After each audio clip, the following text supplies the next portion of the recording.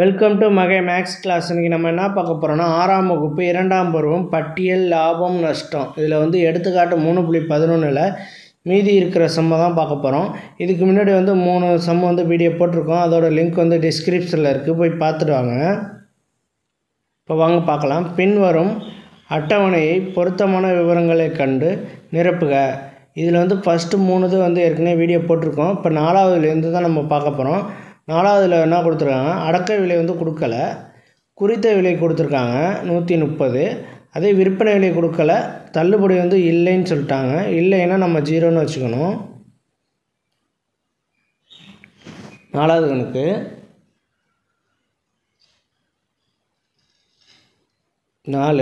இதில் வந்து குறித்த விலை கொடுத்துருக்காங்க, அடக்க விலை கொடுக்கல, விற்பனை விலை கொடுக்கல. குறித்த விலை ஈக்குவல்ட்டு எவ்வளவு, 130 கொடுத்துருக்காங்க. குறித்த விலை 130. அடுத்து என்ன கொடுத்துருக்காங்க, நட்டம் கொடுத்துருக்காங்க. அப்போ வந்து லாபம் இல்லை, அப்புறம் விற்பனை விலையும் கொடுக்கல, குறித்த அடக்க விலையும் கொடுக்கல. இதை வச்சுட்டு நம்ம வந்து கண்டுபிடிக்கணும். நட்டம் எவ்வளவு கொடுத்துருக்காங்க, அதை எடுத்து எழுதிக்க வேண்டியதுதான். நட்டம் ஈக்குவல்ட்டு 25. நட்டம் எவ்வளோ கொடுத்துருக்காங்க, 25 கொடுத்துருக்காங்க. இப்போ குறித்த விலையை வச்சுக்கிட்டு நட்டத்தையும் வச்சுக்கிட்டு நம்ம வந்து விற்பனை விலை கண்டுபிடிக்க போகிறோம். விற்பனை விலை அப்போ நமக்கு வந்து தள்ளுபடி கொடுக்கல. அப்போ தள்ளுபடி கொடுத்துருந்தால் தான் நம்ம வந்து விற்பனை விலை கண்டுபிடிக்க முடியும்னா, இல்லைன்னு சொல்லியிருக்காங்க தள்ளுபடி. அப்போ இல்லைன்னா அந்த இடத்துல நம்ம வந்து தள்ளுபடி வந்து 0ன்னு போட்டுக்கணும். குறித்த விலை மைனஸ் தள்ளுபடி, குறித்த விலை மைனஸ் தள்ளுபடி. சாரி, இங்கே வந்து அந்த நட்டம் வராது, தள்ளுபடி.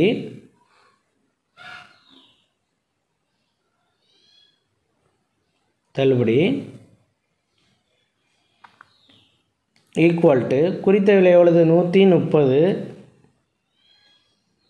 தள்ளுபடி எவ்வளவு, தள்ளுபடி எதுவுமே இல்லைன்னு சொன்னனால நம்ம வந்து 0ன்னு போட்டுக்கிறோம். இல்லைன்னு சொன்னனால இல்லை. அப்போனா 130 அப்படியே வந்து விற்பனை விலை, அவ்வளோதான். 130 தான் அது விற்பனை விலை.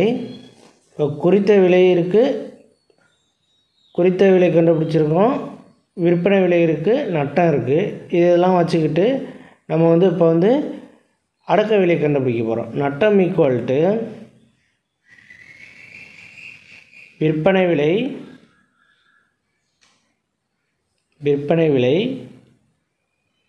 மைனஸ் விற்பனை விலை ப்ளஸ் அடக்க விலை, மைனஸ் விற்பனை விலை ப்ளஸ் அடக்க விலை. இப்போ நட்டம் என்ன எவ்வளவு கொடுத்துருக்காங்க, 25 ரூபாய் நட்டம்.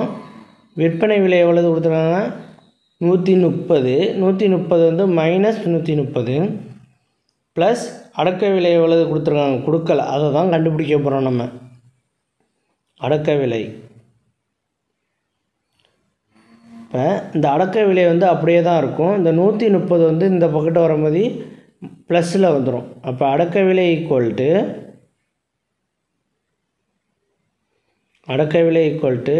இந்த 130 இந்த ஈக்குவல்ட்டு இங்கிட்ட வரும்போது ப்ளஸ் ஆயிரும். அப்போ 25 ப்ளஸ்ஸு 130 ஈக்குவல்ட்டு 25ஐயும் 130ஐயும் கூட்டினோம்னா எவ்வளவு வரும், 155 வரும். 155 கூட்டினோம்னா 155. அடக்க விலையும் கண்டுபிடிச்சாச்சு, விற்பனை விலையும் கண்டுபிடிச்சாச்சு. இதை அடுத்து நம்ம வந்து பாக்ஸில் எடுத்து எழுத வேண்டியதுதான். பாக்ஸில்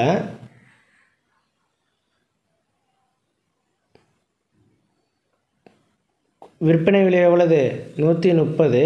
அதை எடுத்து இந்த பாக்ஸில் எழுதுவோம். விற்பனை விலையில் 130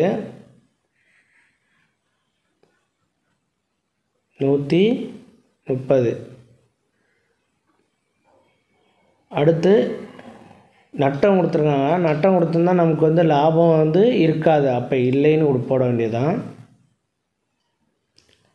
அடுத்து பாருங்கள், அடுத்து அடக்க விலை எவ்வளவு கண்டுபிடிச்சிருக்கோம்? 155 அடக்க விலை. அதை எடுத்து இந்த பாக்ஸில் எழுதுவோம். 155 அடக்க விலை எவ்வளவு? 155. அடுத்து வந்து அஞ்சாவது கணக்கு தான் பார்க்குறோம். அஞ்சாவது கணக்கில் வந்து அடக்க விலை கொடுக்கல, குறித்த விலை கொடுத்துருக்காங்க, விற்பனை விலை கொடுக்கல, தள்ளுபடி, லாபம், நட்டம் எதுவுமே இல்லை. அப்போ குறித்த விலை ஒன்றையும் தான் கொடுத்துருக்காங்க நமக்கு. இதை வச்சுக்கிட்டு தான் நம்ம இப்போ வந்து கண்டுபிடிக்க போகிறோம். விற்பனை விலை கண்டுபிடிக்க போகிறோம். விற்பனை விலை கண்டுபிடிச்சிட்டு நம்ம வந்து அடக்க விலையை கண்டுபிடிக்க போகிறோம். அஞ்சாவது கணக்கு, குறித்த விலை ஈக்குவல் டு விலை எவ்வளவு கொடுத்துருக்காங்க பாருங்கள், புக்கில் பாருங்கள் எவ்வளவு கொடுத்துருக்காங்கன்னு. 125 வந்து கொடுத்துருக்காங்க குறித்த விலை. அதை எடுத்து எழுதிக்குவோம். 125. அடுத்து தள்ளுபடி என்ன சொல்லியிருக்காங்க? இல்லைன்னு சொல்லியிருக்காங்க தள்ளுபடி. அப்போ வந்து தள்ளுபடி வந்து 0. தள்ளுபடி வந்து 0. இது ரெண்டுத்தையும் வச்சுட்டு நம்ம வந்து விற்பனை விலை கண்டுபிடிக்க போகிறோம். விற்பனை விலை ஈக்குவல் டு குறித்த விலை மைனஸ் தள்ளுபடி. குறித்த விலை மைனஸ் தள்ளுபடி. குறித்த விலை எவ்வளவு கொடுத்துருக்காங்க? 125. குறித்த விலை வந்து 125. அதால் தள்ளுபடியால் மைனஸ் பண்ணோம்னா நமக்கு ஆன்சர் கிடச்சிரும். 125 மைனஸ் 0 ஈக்குவல் டு 125 அப்படியே இருக்கும். ஓகேவா? இப்போ விற்பனை விலை கண்டுபிடிச்சாச்சு. இதை வச்சுக்கிட்டு நம்ம வந்து அடக்க விலையை வந்து கண்டுபிடிக்கணும். கொஸ்டினில் வந்து நட்டமும் இல்லை லாபமும் இல்லைன்னு சொல்லிட்டாங்க. அதை எடுத்து எழுதிக்குவோம். லாபமும் இல்லை நட்டமும் இல்லைன்னு சொல்லியிருக்காங்க. அப்போ விற்பனை விலை எப்படி இருக்குது? 125 இருக்குது விற்பனை விலை. லாபமும் இல்லைன்னா நட்டமும் இல்லைன்னா அடக்க விலையும் விற்பனை விலையும் சேமாக இருந்துச்சுன்னா அப்போ தான் லாபமும் இருக்காது நட்டமும் இருக்காது. விற்பனை விலை என்ன இருக்குது? 125 இருக்குது. அதே 125 வந்து அடக்க விலை இருந்துச்சுன்னா அப்போ லாபமும் இருக்காது நட்டமும் இருக்காது. அடக்க விலை ஈக்குவல் டு ரெண்டும் சேமாக தான் இருக்கும். அப்போ அடக்க விலை ஈக்குவல் டு விற்பனை விலை.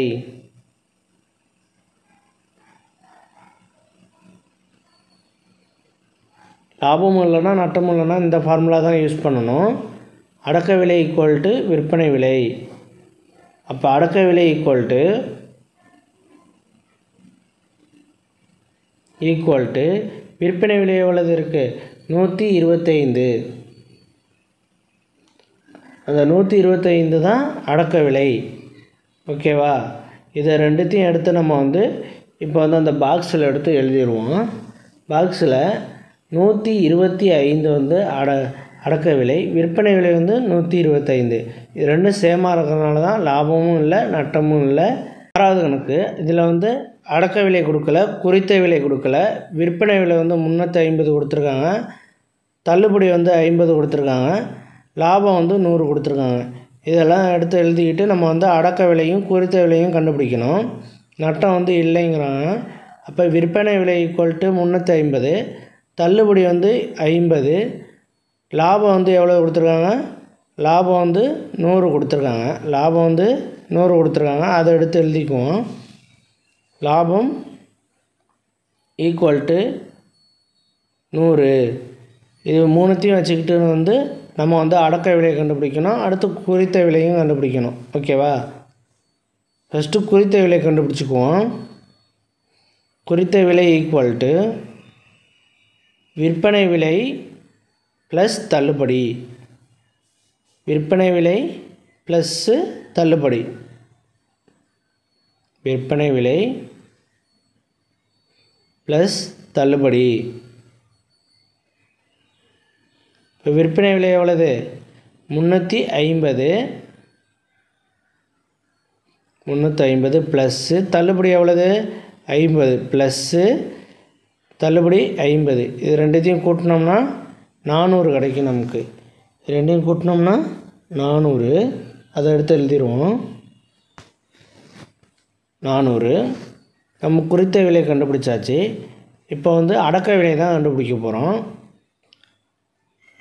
அடக்க விலை கண்டுபிடிக்கிறதுக்கு லாபம் ஃபார்முலா வந்து யூஸ் பண்ணணும். லாபம் கொடுத்துருக்கனால லாபம் ஃபார்முலா யூஸ் பண்ணுவோம். லாபம் ஈக்குவல்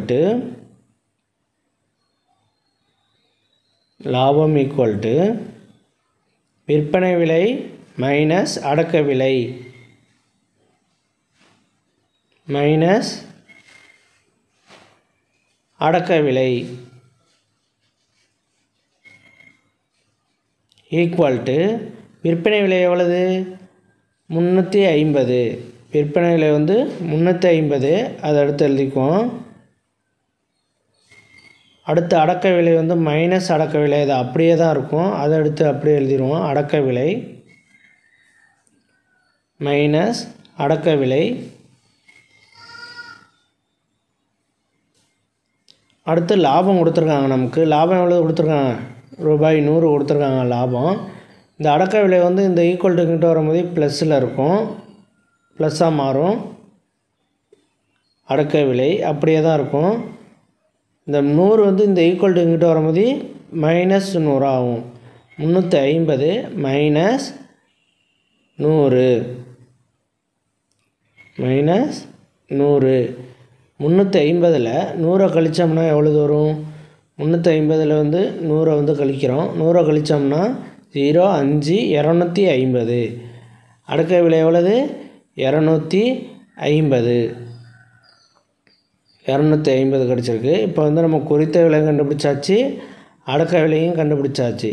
இது ரெண்டுத்தையும் எடுத்து நம்ம வந்து அட்டவணையில் எடுத்து எழுதிடுவோம். எவ்வளவு கொடுத்துருக்காங்க? குறித்த விலை வந்து 400, அடக்க விலை வந்து 250. இதெல்லாம் கிடச்சிச்சு. அவ்வளோதான் இந்த கணக்கு. நெக்ஸ்ட் வீடியோவில் பார்க்கலாம்.